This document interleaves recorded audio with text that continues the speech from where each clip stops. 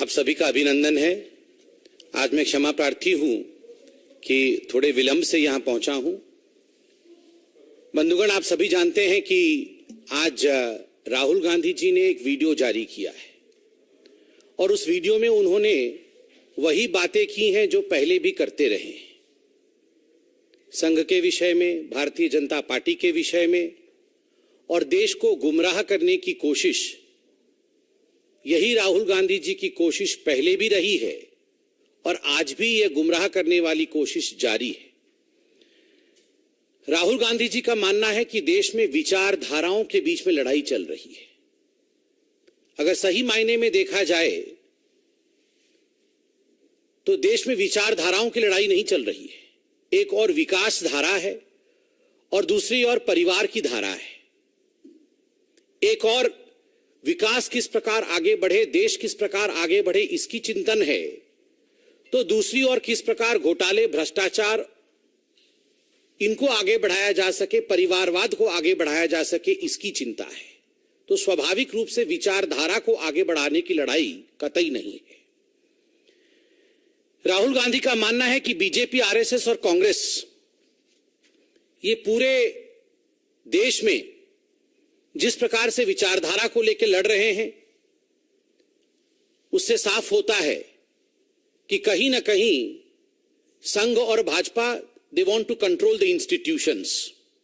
जो इंस्टीट्यूशंस हैं उन पे कब्जा जमाना चाहते हैं। आज तो मुझे बड़ा आश्चर्य हुआ जब मैंने वो वीडियो देखा और मेरा मानना है कि जुडिशियरी को भी इसका संज्ञान लेना चाहिए। जब बड़े स्पष्ट रूप से राहुल गांधी कहते हैं कि इंडियन जुडिशियरी जो है वो बतौर एक इंस्टीट्यूशन भारतीय जनता पार्टी और संघ के कंट्रोल में है। इलेक्शन कमीशन को भी सख्त संज्ञान लेना चाहिए जब बार बार राहुल गांधी इस प्रकार के बयानों को तूल देते हैं कि election commission is controlled by BJP and RSS. मुझे तो आश्चर्य लगता है। अभी कुछ दिनों पहले जब कर्नाटक में कांग्रेस की जीत हुई, उस समय इलेक्शन कमीशन बिल्कुल ठीक था। बाकी राज्यों में जब भारतीय जनता पार्टी की जीत होती है तो इलेक्शन कमीशन कंट्रोल में है। इस प्रकार के शब्दों का प्रयोग ये अपने आप में ही कहीं ना कहीं कांग्रेस पार्टी की सच्चाई को दर्शाता है। बंधुगण, राहुल गांधी जी ने मणिपुर के लिए जिस प्रकार से आज बयान दिया है, हमारा बड़ा स्पष्ट मानना है कि कांग्रेस पार्टी एक संवेदनशील मामले में चर्चा नहीं चाहती है। वो इस पर घमासान चाहती है, वो इस पर हंगामा मचाना चाहती है।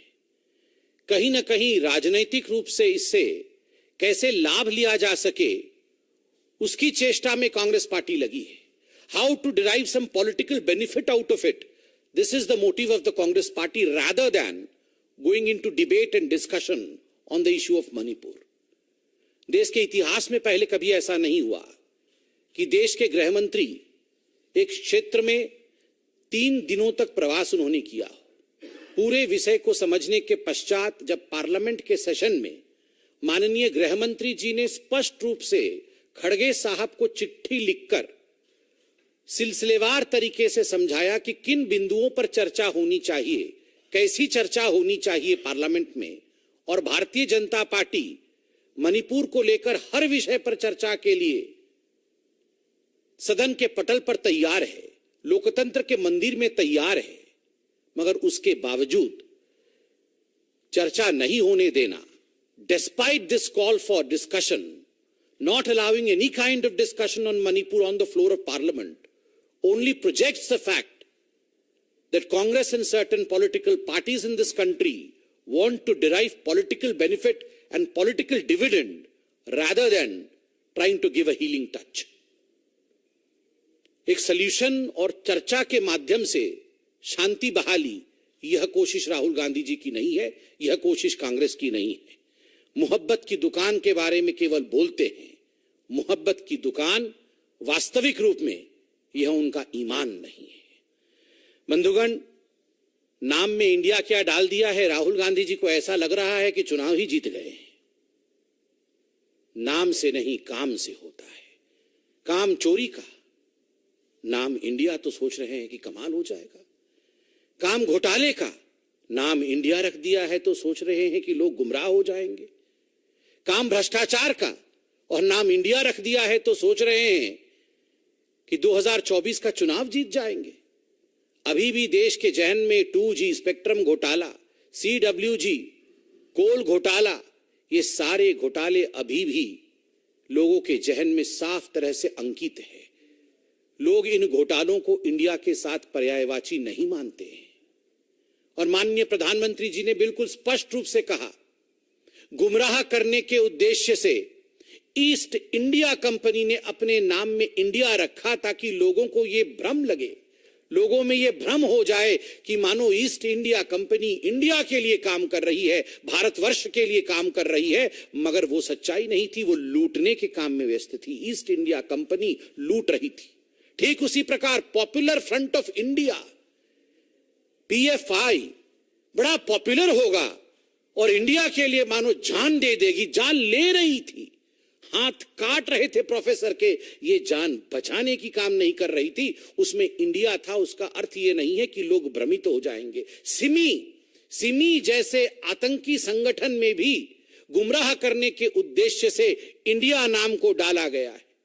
इंडिया नाम के डालने से लोग गुमराह हो जाएंगे, ऐसा नहीं है।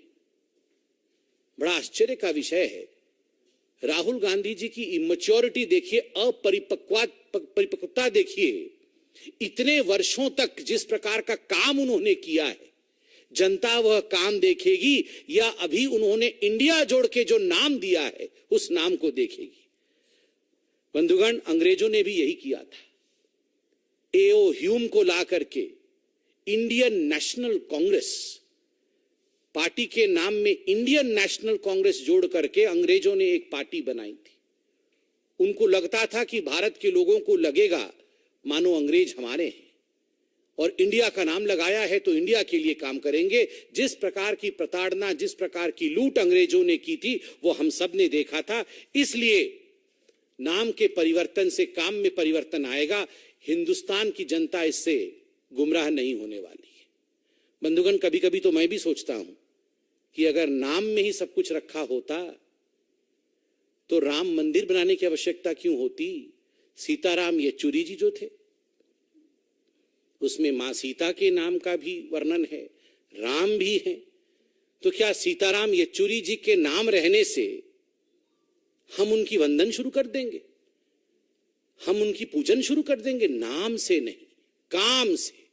इसलिए काम महत्वपूर्ण है। और आज पूरे विश्व में आप देख लीजिए, पूरे विश्व के जितने भी राष्ट्राध्यक्ष हैं आज मोदी जी के गले लग रहे हैं, मोदी जी को मान रहे हैं, मोदी जी को ससम्मान रिसीव कर रहे हैं। और जो हाईएस्ट सिविलियन अवार्ड है वो मोदी जी को और भारतीयों को दिया जा रहा है। क्यों दिया जा रहा है? भारत के प्रति, हमारे सरकार के प्रति, मोदी जी के प्रति यह सम्मान की भावना इसलिए है क्योंकि जितने भी विदेशी देश हैं इनको पता है, इन राष्ट्राध्यक्षों को पता है कि 24 के चुनाव में आएगा तो मोदी ही। उनको पता है संबंध ठीक रखना है ताकि भविष्य में इन्वेस्टमेंट और देश के साथ जो बिजनेस होने वाला है वो इन्हीं के माध्यम से होगा। और भारत विश्व में एक ताकत के रूप में उभर रहा है। इसी कारण से केवल मोदी जी नहीं, मोदी जी के माध्यम से 135 करोड़ भारतीयों की सम्मान की बात आज तमाम देश, चाहे वो इंग्लैंड हो, चाहे वो अमेरिका हो, वो कर रहे हैं। बंधुगण, ये लड़ाई साधारण नहीं है। हमारी लड़ाई नाम से नहीं है, हमारी लड़ाई उन लोगों से है जो भारत को राष्ट्र नहीं मानते। ये कांग्रेस पार्टी और उनके अध्यक्ष राहुल गांधी ये भारत को राष्ट्र तक नहीं मानते। ये कहते हैं ये तो राष्ट्र नहीं है, this is not a nation, this is union of states. हमारी लड़ाई उन लोगों से है जो इंडिया की आर्मी के चीफ को सड़क के गुंडे कहते हैं। उनके नाम में इंडिया आ जाने से इंडिया को कोई लाभ नहीं होने वाला है। हमारी लड़ाई उन ताकतों से है जो पाकिस्तान में जाके नरेंद्र मोदी जी को किस प्रकार से हटाना है उसका षड्यंत्र करते हैं और उनका नेता कहते हैं मोदी को हटाना होगा और भारत में हमारी सरकार को लाना होगा। नाम में इंडिया आ जाने से जो पाकिस्तान परस्त उनके मन के अंदर बैठा हुआ है ना, वो नहीं हट जाता है, वो दाग नहीं धुलते हैं। ये दाग धुलने वाले दाग नहीं। सर्जिकल स्ट्राइक और एयर स्ट्राइक पर हमला करने वाले लोग आज अपने नाम पे इंडिया लगाने से कोई सर्जिकल स्ट्राइक और एयर स्ट्राइक के विषय में जो उन्होंने कहा था वो दाग धुल नहीं जाएगा। नाम इंडिया रखने से भारत की प्रतिमूर्ति भगवान राम को जिन्होंने नकारा था, आज उनका वो पाप नहीं धुलेगा। इसलिए कहीं ना कहीं जो लोग धारा 370 को फिर से वापस लाना चाहते हैं, वह धारा 370 जो भारत को बांटने का काम करता है कश्मीर से, वो लोग नाम इंडिया रखने से इंडिया के नहीं हो जाते या इंडिया के हितैषी नहीं हो जाते हैं। इसलिए people of India know what is good for India and who is working for India relentlessly. They know very well that their Prime Minister Narendra Modi is working for India relentlessly, for the growth of this country relentlessly, and he is going to be the Prime Minister in 2024. Thank you, my friends.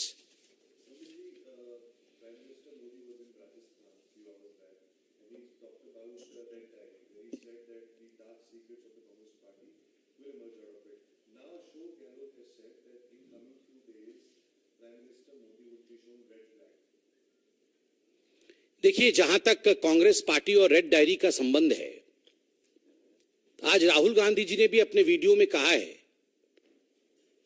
कि कहीं ना कहीं Bharatiya Janata party और संघ जो है वो देश के विचारधारा के साथ और उनके विचारधारा के साथ लड़ रही है।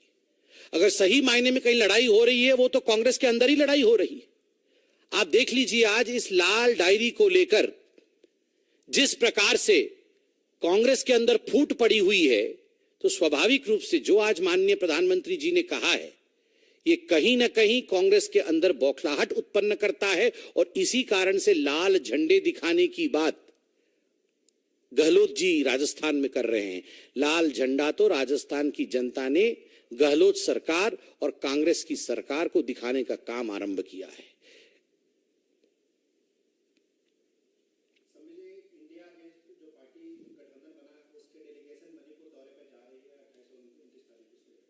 नहीं, मैं इस पे अभी कोई कमेंट नहीं करूंगा। राज्य सरकार क्या कहती है, केंद्र सरकार क्या कहती है, हम पार्टी हैं, इस पे अभी कमेंट करना उचित नहीं होगा।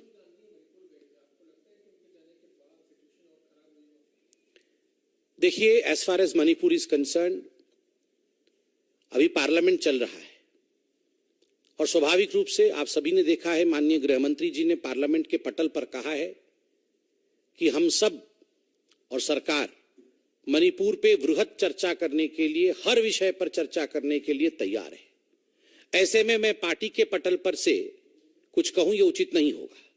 मेरा मानना है, जब देश के लोकतांत्रिक मंदिर में चर्चा के लिए सरकार तैयार है तो विपक्ष को संपूर्णतः तैयारी के साथ आना चाहिए और चर्चा में भाग लेना चाहिए। राहुल गांधी जी के जाने से भड़का है, क्या स्थिति हुई है मणिपुर में, यह भी चर्चा का विषय पार्लियामेंट में होना चाहिए।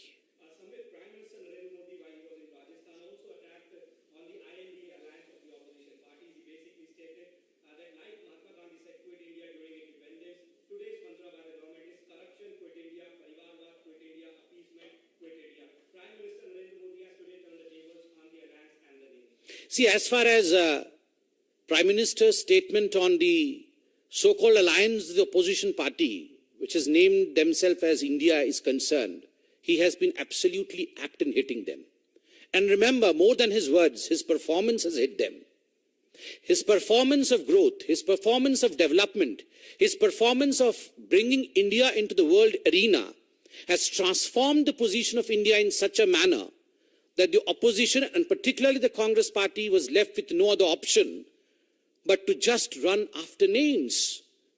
While we are playing with development, we are in fact furthering development, they're playing with names.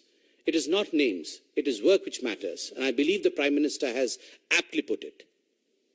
Thank you so much.